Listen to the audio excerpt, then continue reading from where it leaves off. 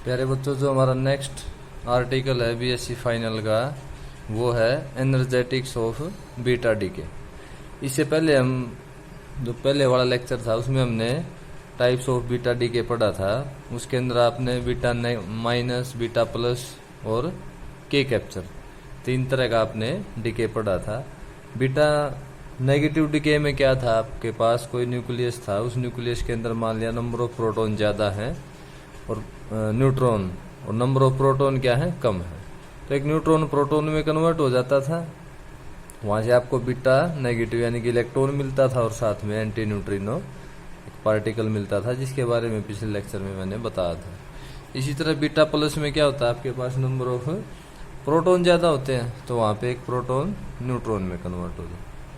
Third one था हमारा electron capture. उसके अंदर भी बच्चों आपका एक प्रोटॉन न्यूट्रॉन में चेंज होता है, बट वो जो प्रोसेस है वो अलग होता है उसका। उसके अंदर जो नियर सेल होती है आपकी, उस सेल से आपका न्यूक्लियस जो है वो एक इलेक्ट्रॉन को चुरा लेता है और वो एक प्रोटॉन उस इलेक्ट्रॉन के साथ कंबाइन होकर क्या बना देता है, न्यूट्रॉन। तो बच्चों अब हमें क्या करना है, इस बीटा डीके की हमें एनर्जी निकालनी है तीनों केसेस। तो सबसे पहले जो हमारा केस है वो है इलेक्ट्रॉन डीके, या कह सकते हैं हम बीटा नेगेटिव पार्टिकल। तो हमने इसकी इक्वेशन क्या पढ़ी थी, इसके अंदर क्या था, आपका एक न्यूट्रॉन प्रोटॉन में चेंज हो रहा था। तो ये आपका क्या है, न्यूट्रॉन किस में कन्वर्ट हो गया, प्रोटॉन में, यानी कि एक पॉजिटिव चार्ज पार्टिकल न्यूक्लियस के अंदर आपका बढ़ गया। तो उसको हम क्या दिखाएंगे, +1 P1। मास नंबर क्या रहता है बच्चों, सेम रहता है, एटॉमिक नंबर 1 इंक्रीज हो जाता है और क्या निकलेगा वहां से, एक इलेक्ट्रॉन और साथ में एंटी न्यूट्रिनो। एंटी न्यूट्रिनो बच्चों आपका एक पार्टिकल होता है जो एनर्जी कैरियर होता है, इसकी स्पिन होती है, रेस्ट मास 0 होता है, चार्ज 0 होता है। तो इसी इक्वेशन को अगर हम इस तरह से लिखें, कोई भी ये आपका क्या है, एटम है जिसको हमने ZXA से दिखाया, तो जब यहाँ पे बीटा नेगेटिव डीके होगा तो क्या हो जाएगा, तो ZXA था उसका क्या बन जाएगा, Z+1 YA। Z+1 क्या आपका एटॉमिक नंबर, मैंने अभी बताया था कि एटॉमिक नंबर 1 से इंक्रीज हो जाएगा, प्लस में एक इलेक्ट्रॉन निकलेगा, प्लस में एंटी न्यूट्रिनो और साथ में Q। अब ये तीनों केसेज में इसी तरह में इक्वेशन लिखनी है और फिर हम law of conservation of energy लगा के वहां से इस Q की वैल्यू निकालेंगे सभी केसेज में। ठीक है बच्चों, तो देखो इस इक्वेशन के अंदर हमने कुछ नोटेशन दी है। ZXA इसको हम बोलेंगे पेरेंट्स न्यूक्लियस। ये न्यूक्लियस क्या है आपका, टूटेगा, या कह सकते हो इसका डिसइंटीग्रेट होगा, या कह सकते हो इसके अंदर से बीटा नेगेटिव पार्टिकल निकलेगा। तो इसके अंदर से बीटा नेगेटिव पार्टिकल जब निकल जाएगा, ये पार्टिकल, तो जो बचा हुआ आपका एटम होगा उसको हम क्या बोलेंगे, यहाँ पे हम एटॉमिक स्केल पे बात कर रहे हैं, मैंने न्यूक्लियस लिख दिया, तो इसको आप पेरेंट एटम बोलो अभी, क्योंकि अब इसके अंदर इलेक्ट्रॉन भी है। जब हम इलेक्ट्रॉन को इसमें से माइनस कर देंगे तो अकेला क्या बच जाएगा, न्यूक्लियस बच जाएगा। तो इसको हम क्या बोलेंगे, डॉटर एटम। और इसमें से क्या निकल गया, एक इलेक्ट्रॉन निकल गया, साथ में एक एंटी न्यूट्रिनो और साथ में एनर्जी Q, इसको क्या बोलोगे, एनर्जी रिलीज्ड, या कह सकते हो Q क्या आपकी डिसइंटीग्रेशन एनर्जी। तो ये मैंने नोटेशन भी दे दी यहाँ पे। MP क्या आपका mass of parent atom, MD क्या है मास ऑफ डॉटर एटम। अब हम इसके ऊपर कंजर्वेशन ऑफ एनर्जी लगाएंगे, law of conservation of energy. अब बच्चों जब हम कंजर्वेशन लॉ लगाएंगे तो हमें इसको क्या करना है, एटॉमिक लेवल की बजाय इसको हम न्यूक्लियस लेवल पे स्टडी करेंगे।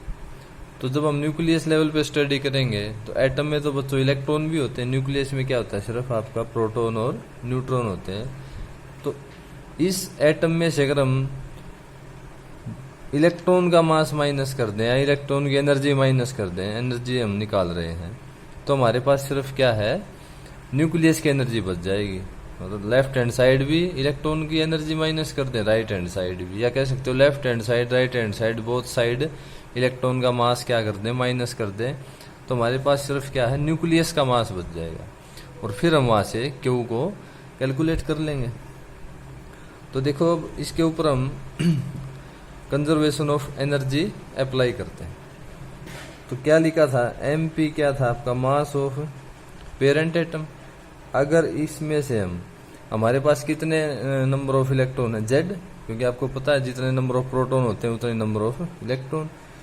तो जेड एटम का मास क्या कर दें हम, माइनस कर दें, या इसको आप कह सकते हो, इसको सी स्क्वायर से मल्टीप्लाई कर दोगे तो क्या आ जाएगा, एनर्जी, क्योंकि एक्चुअल में तो हमें एनर्जी कैलकुलेट करनी है।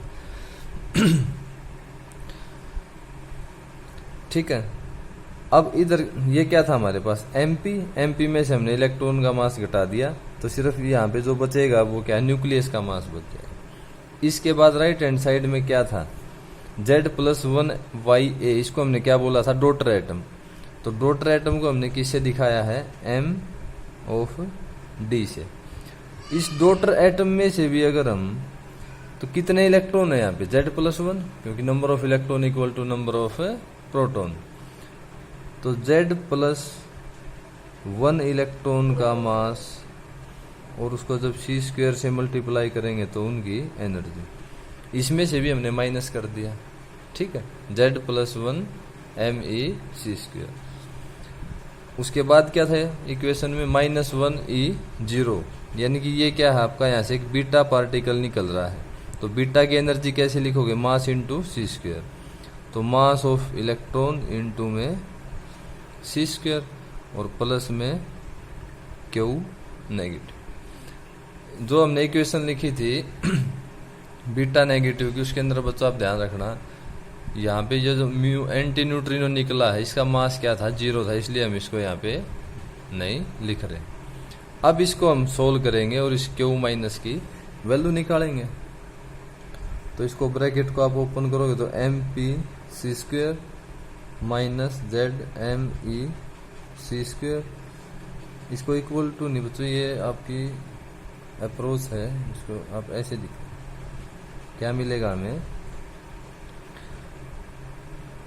MDc² माइनस ब्रैकेट ओपन करो ZMEc² माइनस MEc², ये ब्रैकेट वाली टर्म है, प्लस MEc² प्लस में Q।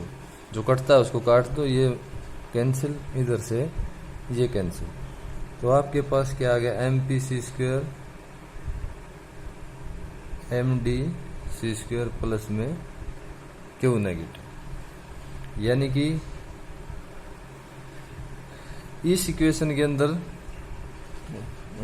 MPc² minus MDc² equal to Q negative लिख सकते हैं हम। अब बच्चों आपको एक बात पता है कि जो आपकी एनर्जी रिलीज होगी, तो ये टर्म क्या है आपकी, यानी Q नेगेटिव जो आपकी ग्रेटर देन 0 होनी चाहिए। Q नेगेटिव क्या है, ग्रेटर देन 0, तभी तो एनर्जी रिलीज होगी, अदरवाइज फिर निकालने की जरूरत ही नहीं है। तो Q नेगेटिव ग्रेटर देन 0 कब होगा, इस इक्वेशन के हिसाब से वो 0 तब होगा जब आपका MPc² ग्रेटर हो MDc², या आप कह सकते हो यहां से MP ग्रेटर देन M। तो ये आपके पास कंडीशन आ गई, या एनर्जी की वैल्यू आ गई आपकी, जो आपके पास Q है, तो कंडीशन है वो आपके पास क्या थी, Q ग्रेटर देन 0 होना चाहिए। या आप कह सकते हो यहाँ से जो कंडीशन बनेगी वो क्या है, MP ग्रेटर देन MD आपका हो जाएगा। तो ये कंडीशन आपकी एनर्जी की कंडीशन है आपकी, या कह सकते हो बीटा डीके के लिए आपकी कंडीशन।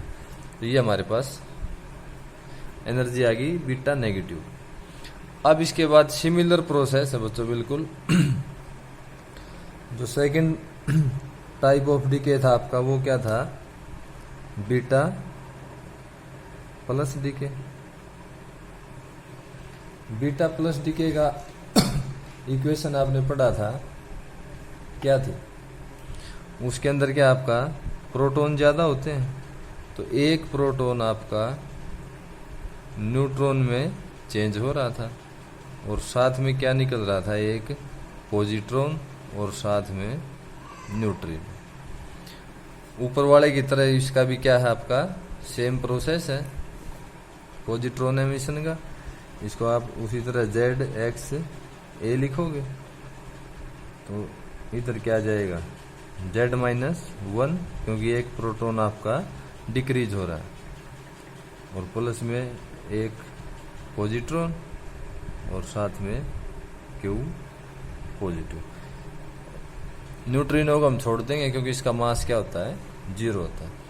तो यहाँ पे भी उसी की तरह आप क्या है कंजर्वेशन ऑफ एनर्जी अप्लाई करोगे, तो कंजर्वेशन ऑफ एनर्जी अप्लाई करोगे तो उसी तरह हमें इसको न्यूक्लियस स्केल पे लेके आना है एटॉमिक की बजाय, तो mass of electron both side क्या कर देंगे हम डिक्रीज कर देंगे। तो MP minus Z ME C², इधर क्या जाएगा MD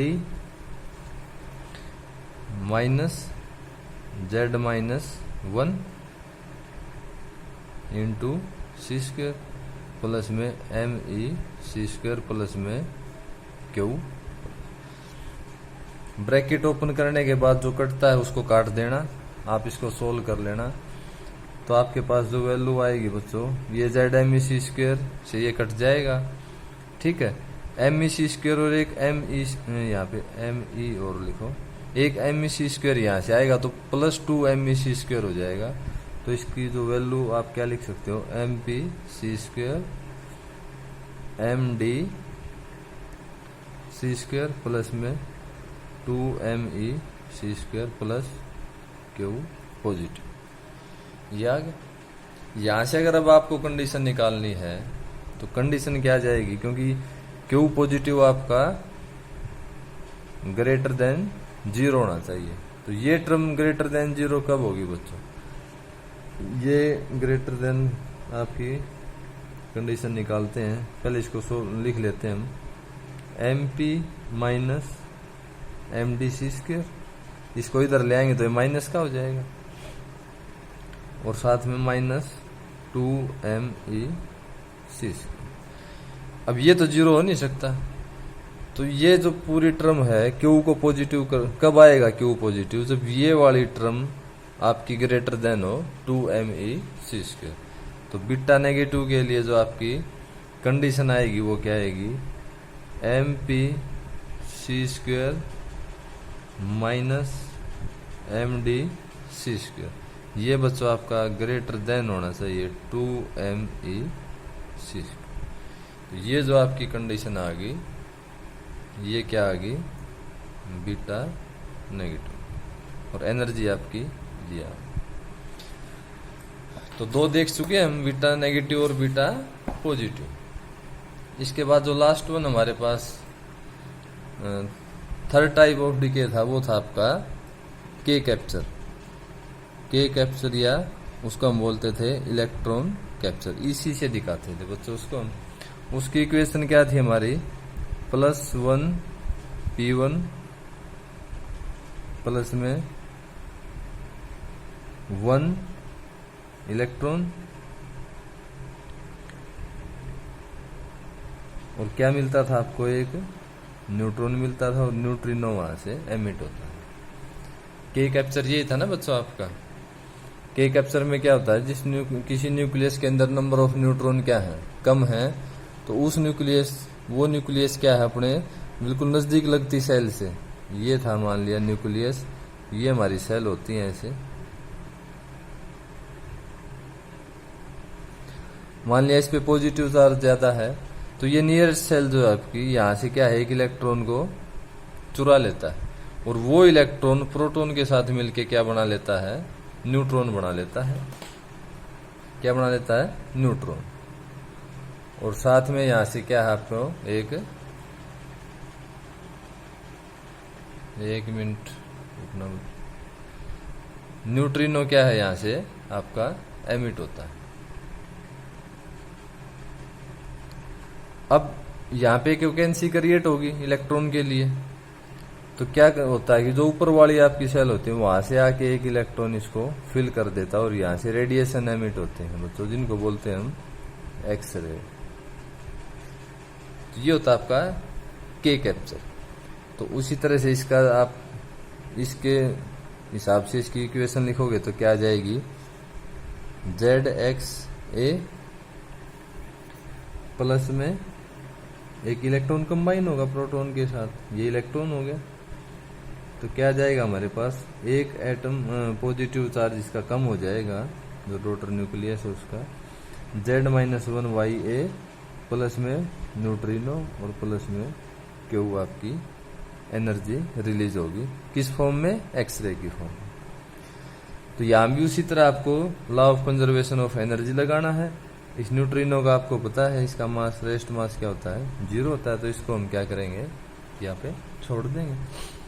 तो इसको लिखोगे तो क्या हो जाएगा, MP minus ZME C square, ये C स्क्वायर, और प्लस में mass of electron ME C square. तो क्या मिलेगा हमें, MD minus Z-1 ME C square,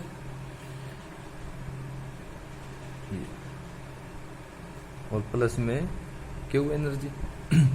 इसको ओपन करके फिर से आपको जो कटता है उसको काट देना है, MP C square minus ZME C square plus ME C square, MD C square minus ZME C square plus ME C square plus में एनर्जी Q।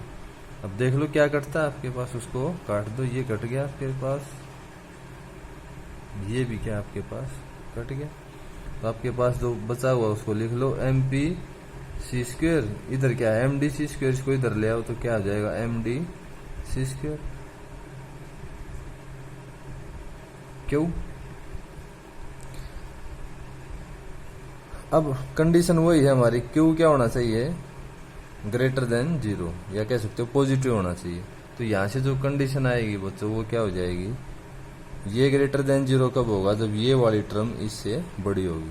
तो यानी कि आप कह सकते हो माँ MP ग्रेटर देन MD, यानी कि जो आपका पेरेंट न्यूक्लियस है उसका मास बड़ा होना चाहिए डॉटर के मास, तो आपका इलेक्ट्रॉन कैप्चर हो जाएगा।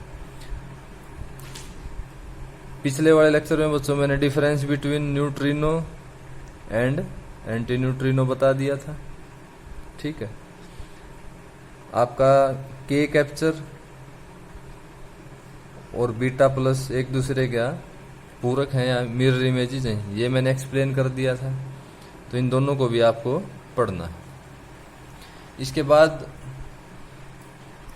जो नेक्स्ट हमारा आर्टिकल है, आर्टिकल का मतलब इसी का पार्ट है, छोटा सा है बिल्कुल, वो आपका इनवर्स बीटा डीके। तो इनवर्स बीटा डीके में आपको उसका कोई एक्सप्रेशन वगैरह नहीं है, जस्ट इक्वेशन है।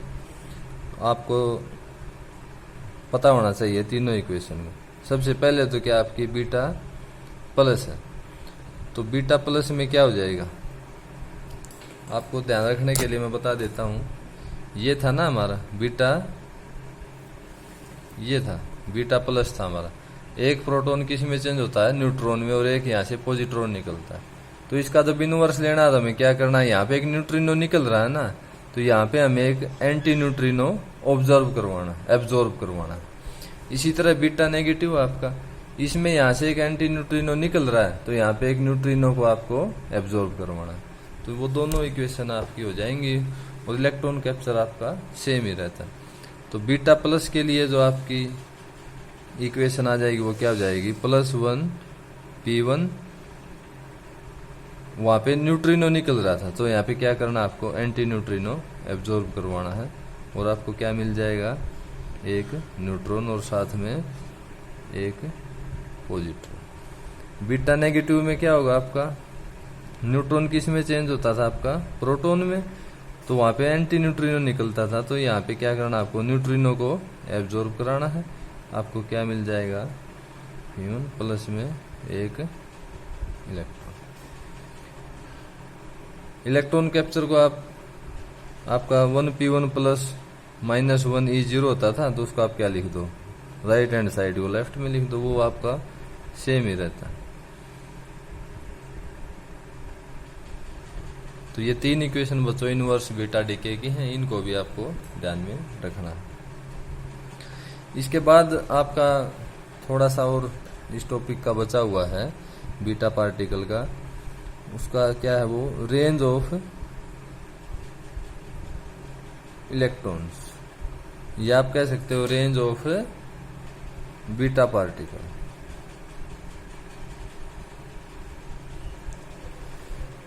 तो ये बिल्कुल आसान है, इसमें कुछ नहीं। जैसे हमने हैवी पार्टिकल पढ़ा था, हैवी पार्टिकल में क्या था आपका, अल्फा पढ़ा था हमने। अल्फा क्या था आपका, उसका मास भी ज्यादा था, तो मास ज्यादा था तो बच्चों वहां पे देखो उसकी एनर्जी किस में, एनर्जी लॉस हो रहा था ना आपका, तो वो किस फॉर्म में था, आयोनाइजेशन फॉर्म में था आपका। क्या होता था, अल्फा पार्टिकल मैटर के साथ इंटरेक्ट करते थे और उसके एटम को एक्साइटेड स्टेट में पहुंचा देते थे, तो वहां पे अल्फा की एनर्जी क्या आपकी आयोनाइजेशन फॉर्म में लॉस होती थी। दूसरा इनकी स्पीड क्या थी, वो लो थी ड्यू टू हैवी मास। जो आपके इलेक्ट्रॉन्स है बच्चों, इलेक्ट्रॉन्स में उल्टा होता है, क्योंकि इनका लो मास होता है। तो लो मास होगा तो जो एनर्जी है, क्योंकि एनर्जी क्या होती है आपकी mcc², तो एनर्जी क्या होगी इनकी, कम होगी। तो जब दो कंडीशन है, एक तो लो एनर्जी और दूसरी क्या है इसकी, हाई एनर्जी। लो एनर्जी पे हो सकता है कि आयोनाइजेशन लॉस हो, बहुत कम होता है, ठीक। जो ज्यादातर इसका लॉस होता है बच्चों, वो हाई एनर्जी पे होता है। हाई एनर्जी बीटा पार्टिकल के आपको पता है कि इनका मास क्या है, कम है। मास कम होगा तो इनकी जो वेलोसिटी है वो बहुत ज्यादा होगी, ठीक है। तो जब ये मैटर किसी भी मैटर के साथ इंटरेक्ट करेगा तो उसके साथ जो नंबर ऑफ कोलिजन है वो बहुत ज्यादा होंगे। अब कोई पार्टिकल मान लिया इस पोजीशन से उसको इस पोजीशन तक आना है, अब वो लाइट पार्टिकल भी है और उसकी स्पीड भी आई है, तो इसके बीच में बहुत सारे इस मटेरियल के एटम भी होंगे। तो मान लिया इलेक्ट्रॉन यहां से चला, वो इस एटम के साथ टकराएगा, तो लाइट होने के कारण क्या है, ये अपने पाथ से मुड़ जाएगा, इधर आ जाएगा, फिर इस एटम से टकरा जाएगा रास्ते में, फिर यहाँ से अपनी डायरेक्शन चेंज कर ले, क्या पता यहाँ चला जाए, इससे टकराने के बाद क्या पता इधर आ जाए, फिर यहाँ कोई एटम है तो उससे टकरा जाए, फिर इधर कोई है तो